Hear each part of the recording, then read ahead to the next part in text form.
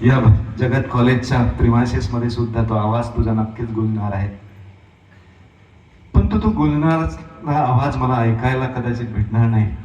पण मात्र ज्या वादविवाद स्पर्धेच्या दृष्टीने मला बोलावलं, मला नेहमी वाटतंय की यार कुठेतरी एक चांगल्या प्रिमायसेस मध्ये आलो आहे. पण ज्या गोष्टीसाठी आलो ते खरंच एक चांगली गोष्ट आहे बाळा. वादविवाद स्पर्धा हे अनेकांना 90% लोकांना समजलेलीच नसतं.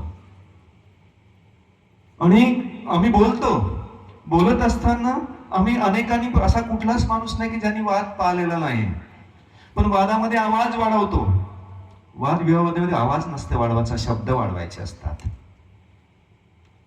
म्हणजे माणसाच्या आवाजाचं हे वाढवण्यापेक्षा, ब्रॉडनेस वाढवण्यापेक्षा शब्दांची उंची वाढवून काय म्हणलं मी, शब्दांची उंची वाचवून ती वाढवून स्वतःची बाजू मांडण्याची कला म्हणजेच वादविवाद स्पर्धा.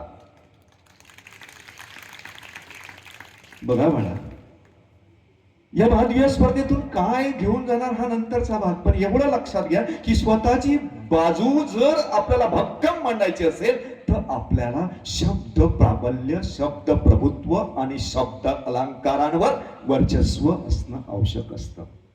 समजलं का? शब्द अलंकारांवर वर्चस्व. तुम्ही किती नैसर्गिकरित्या सौंदर्यवान आहात त्याच्यापेक्षा तुम्ही किती मेकअप केला आहात हा नेहमी सौंदर्य स्पर्धांमध्ये पाहिलेला आहे तुम्ही. मग तुमचं भाषा सौंदर्य पाहायचं असेल तर तुमच्या शब्दांच्या उंचीमध्ये, शब्द मांडण्याच्या पद्धतीमध्ये हे असतं. आणि म्हणून मला असं वाटतं की या वादविवाद स्पर्धेमध्ये कुठलेही नियम सांगण्याच्या अगोदर मला असं वाटतं की बोलणाऱ्यांनी वादापेक्षा संवाद केला पाहिजे. संवादापेक्षा पहिल्यांदा सुसंवाद केला पाहिजे. आणि सुसंवादाच्या पहिल्यांदा नंतर संभाषणाची कला समजून घेतली पाहिजे. आणि संभाषणातून समोरच्याचं हृदय जिंकलं पाहिजे. काय म्हटलं मी? संभाषणातून समोरच्याचं हृदय जिंकता आलं पाहिजे. त्याला संवाद कला असे म्हणतात. आणि ती संवाद कला समजून घेण्यासाठी, ती राबवण्यासाठी, रुजवण्यासाठी आणि त्या रुजवण्याची प्रेरणा आणि एक प्रकारची परंपरा निर्माण करण्यासाठी ही वादविवाद स्पर्धा आयोजित केलेली आहे. मला वाटते त्या विषयाशी मी काहीच बोलणार नाही, कारण प्रत्येक स्पर्धकाने तो विषय समजून घेतलेला आहे. म्हणून मी ते नियम सांगू का न सांगू, पण मात्र कोणी आपल्या माध्यमातून कुठल्याही व्यक्तीवर प्रभाव निर्माण होतील, शिव्यांच्या माध्यमातून नाही, त्याचं मन दुखावत नाही, त्याचं मन जिंकूनच आपल्याला प्रभाव निर्माण करता येतो. त्यासाठी प्रत्येक स्पर्धकाला मी शुभेच्छा देतो.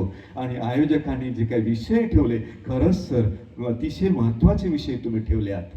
आणि या पिढींसाठी तर आवश्यक आहे, कारण त्यांच्या हातामध्ये हा भारत द्यायचा आहे. आणि जी समाज माध्यम आहे आणि AI चा जमाना आहे, त्याच्यामध्ये ती उंबरठ्यावर पिढी असताना त्यांनी कसं वापरायचं त्यांनी ठरवण्याची जबाबदारी तुम्ही त्यांच्यावर सोपवलेली आहे.